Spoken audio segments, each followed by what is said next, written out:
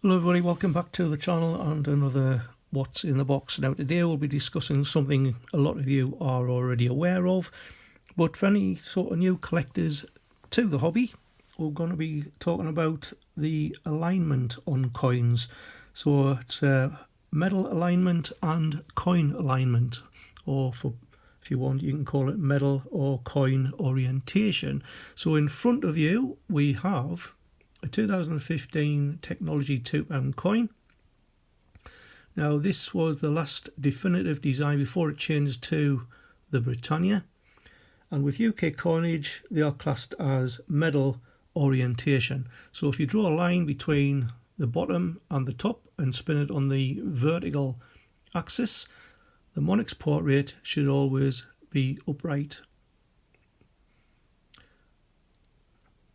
Now with service medals, campaign medals and other types of awards, they're intended for display on uniforms or other such clothing, and they usually have a swiveling clasp at the top that allows the medal to be rotated on its vertical axis to be able to view the other side.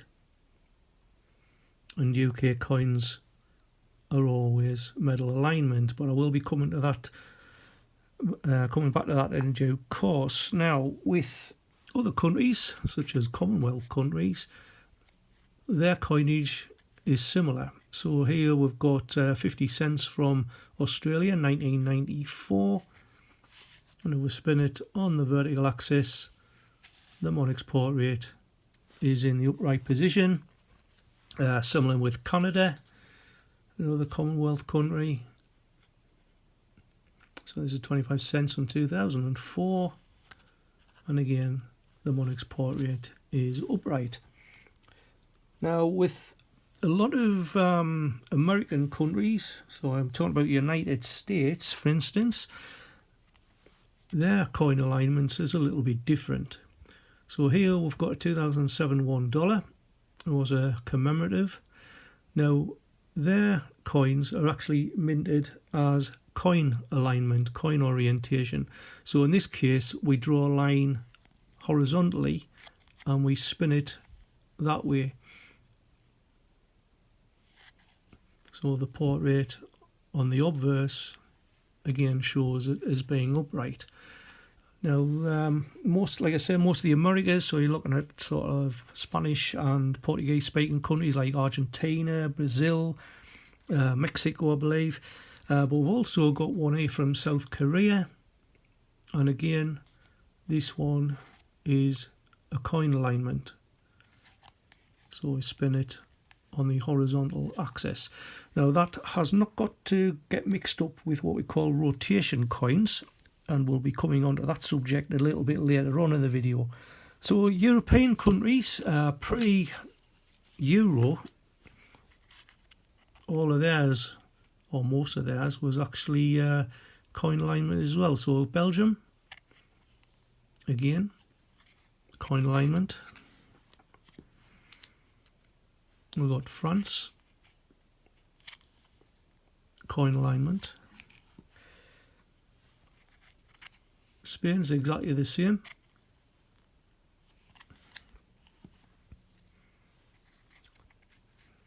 Portugal,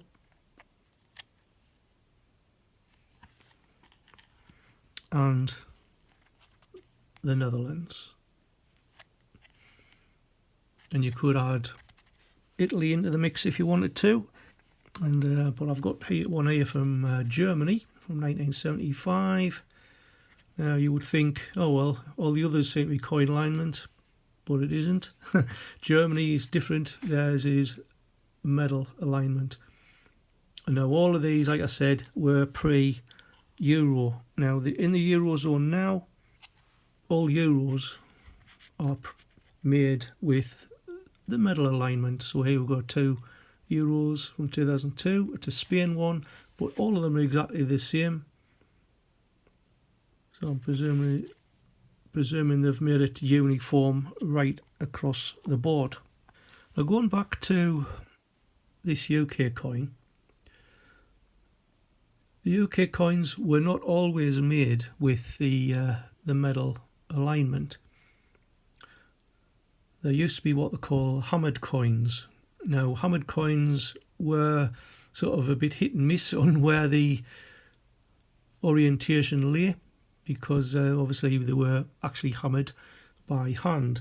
But in 1561, during the reign of Elizabeth I, there was an introduction of a machine that actually made or milled coins, and it was like a screw press machine that was powered by horses. Now, the quality was actually better than hammered coins, but it was actually a much slower process, and it was normal for the coin dies to be aligned in a uniform way, which was coin alignment. So it actually went that way as opposed to on the vertical axis. But in 1825, during the reign of George IV, the first issue of medal alignment coins was seen, as on the copper coins like the farthings, the halfpennies and the pennies. Silver coins, sixpences, shillings, etc. were still coin aligned. The copper coins were classed as a second issue because the first issue were actually coin aligned as well. But since then, all copper, bronze coins were actually made with the medal orientation.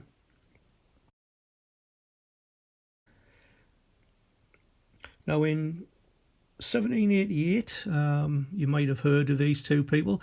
James Watt and Matthew Boulton developed a steam-powered press.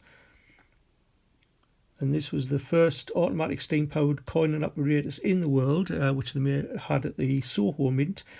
It was operational by 1789, but the first coinage was postponed until 1797.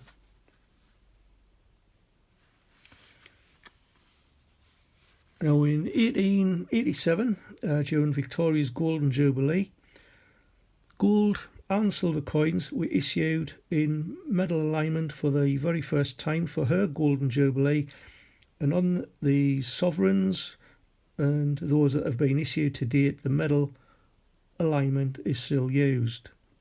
So that was way back in 1887 when everything changed to the medal alignment.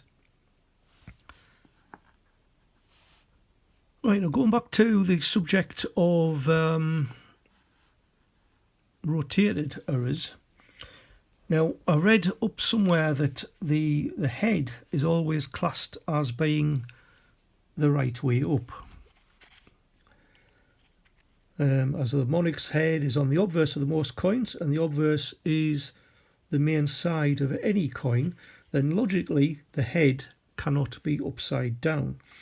So almost everyone incorrectly presumes that on a rotation error, it is the monarch's portrait that is incorrectly rotated, rather than stating correctly that it's the reverse, which is on the other side, the tail side, that is rotated. Now, this isn't a rotation error. Now, this is the Army Centenary from 2016. Now, there is a known rotation error on this one. And this is a case in point.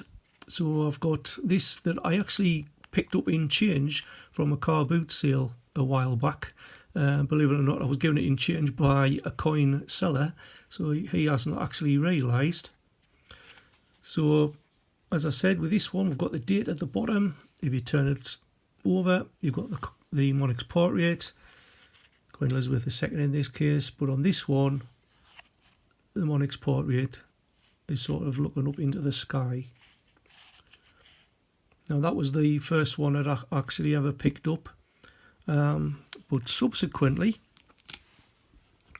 in an actual video hunt, I picked up yet another one. So again, spin it, and that's even more pronounced than the first one. I know Sunderland Coin Hunt has just found one exactly the same, and as far as I'm aware, there's only been one other seen, and that was on eBay. So I think both him and myself are pretty unique in getting them. Now, with other coinage, and this is another one where there is a known error It's the Benjamin Bunny rotation error. So I've got two here again. One is a normal one and one's a rotation. So if we flip this one over first, the mod export rate is correct. Whereas with this one, the mod export rate is again looking up in the sky. Now, I think with the Benjamin Bunnies it is quite evident that the dies have maybe been put in slightly skew-if, because you don't know whether Benjamin Bunny is actually supposed to be like that or whether he's like that. It is sort of one of those where his image is on an angle, and that's possibly why that has happened. Now, I know there is a well-known coin tuber who is saying that there is no such thing as a Benjamin Bunny. He probably states that the earth is flat as well. But anyway, they do exist. Now,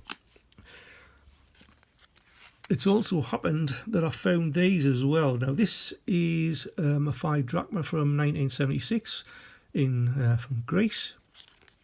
So I've got two here, one there from 1978 as well. So that one, we've got the portrait in exactly the right position, where this one was one I picked up in a coin hunt. You can actually see it is slightly rotated. So it's not just on UK coinage, but on others as well. So that is it. So your thoughts on rotation errors?